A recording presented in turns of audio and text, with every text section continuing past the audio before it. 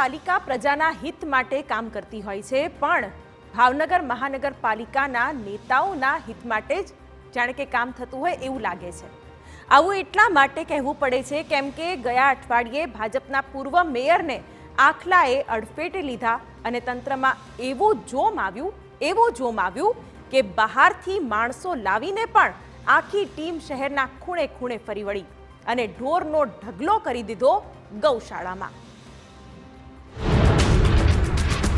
ભાવનગર શહેરમાં ભાજપના એક નેતાને આખલાએ એક એવી ઢીક મારી કે ભાવનગર શહેરમાં રખડતા ઢોરને પકડવાની કામગીરીમાં ભારે વેગ આવી ગયો છે।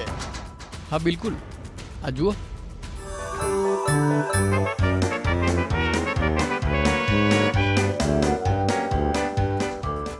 વાત જરા માંડીને કરીએ તો આમ તો દરેક શહેરની જેમ ભાવનગરમાં પણ રખડતા ઢોરની સમસ્યા રોજની છે। લોકોને છાસવારે ઉલાડતા આખલાઓ અને ગાયથી લોકો ત્રાસી ગયા છે। અનેક અકસ્માતો અને નિર્દોષ નાગરિકોના મોત બાદ લોકોએ પાલિકાને રખડતા ઢોરને રસ્તા પરથી હટાવવા અનેક રજૂઆતો કરી, વિરોધ કરાયો, અરે વિપક્ષે દેખાવો કર્યા, પણ પાલિકાના અધિકારીઓ અને શાસકો કાનમાં રૂના પૂમડા ખોસીને બેસી રહ્યા।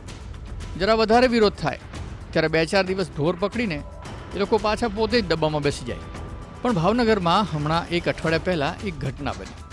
ભાજપના એક સિનિયર નેતા અને પૂર્વ મેયરને આખલાએ અડફેટમાં લીધા અને બોસ ત્યારથી પાલિકાના અધિકારીઓની જે ચોટલી ખેંચાઈ છે તે એ દિવસને આજની ઘડી પાલિકાની ટીમ પગ વાળીને નથી બેઠી।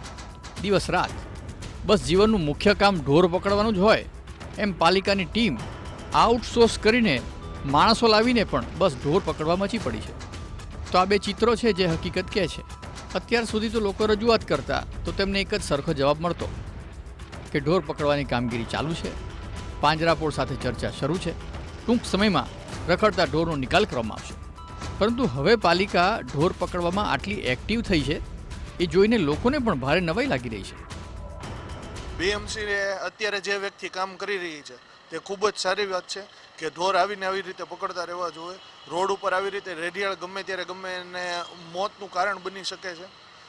મારી એવી ઈચ્છા છે પોતે કે બીએમસી છે તે ફક્ત એક નેતાને પડ્યું ને જે આ વેગ આવ્યો પકડવાને એને બદલે હરબરોજ જો આવી રીતે ડ્રાઈવ કર્યા કરશે તો એક સમય એવો આવશે કે ભાવનગરમાં તમને ઢોર ઓછા જોવા મળશે। વિપક્ષને પણ હવે એવું થાય છે કે તુમ્હારા ખૂન ખૂન ઓર હમારા ખૂન પાની। અમે રજૂઆતો કરી, ગળા દુખ્યા, તેની કોઈ વેલ્યુ જ નહીં અને તમારા નેતા ઘાયલ થયા તો મંડ્યા દોડવા। પૂર્વ મેયર મેહુરભાઈ વડોદરાને ઢોરના કારણે અકસ્માતના કારણે ઈજા થઈ। અમે ભગવાનને પ્રાર્થના કરીએ છીએ જલ્દી સ્વચ્છ અને સારા થાય, પણ આ શાસકોને અધિકારી એક ભાજપના કાર્યકરના કારણે ઈજાના કારણે જો વેગ મળતો હોય અને ઝડપી કાર્ય થતો હોય તો અમે આશા રાખીએ કે આવી કામગીરી કાયમ માટે થાય અને રખડતા ઢોરમાંથી લોકોને મુક્તિ આપે। જો કે મેયર કહે છે ના ના એવું તો વળી કંઈ હોય? આમાં એવું કંઈ હોતું નથી કે ભાજપના નેતા ઈજાગ્રસ્ત થાય તો જ કામ કરવું।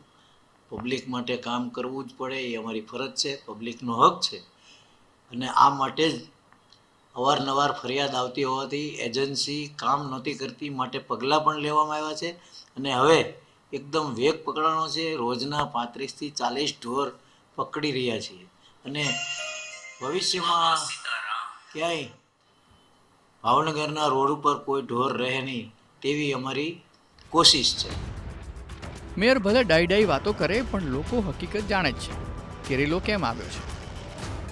જો આ જ રીતે ઝડપ અને વેગથી ઢોર પકડવાની કામગીરી શરૂ રહેશે તો ચોક્કસપણે ભાવનગર શહેરના રોડ પર એક પણ આખલો કે રખડતા ઢોર જોવા નહીં મળે। ત્યારે ભાવનગર શહેરના લોકો ચોક્કસપણે પૂર્વ મેયર ઈજાગ્રસ્ત થયા છે, પરંતુ ભગવાનને લોકો પ્રાર્થના કરી રહ્યા છે કે પૂર્વ મેયર જલ્દીથી સાજા થઈ જાય, કારણ કે ભાવનગર શહેરની આ ગંભીર સમસ્યાનું નિરાકરણમાં પૂર્વ મેયર ઈજાગ્રસ્ત પૂર્વ મેયર નિમિત્ત બન્યા છે। કેમેરા પર્સન રાજેશ રાઠોડ સાથે અજીત ગઢવી, TV9 ભાવનગર।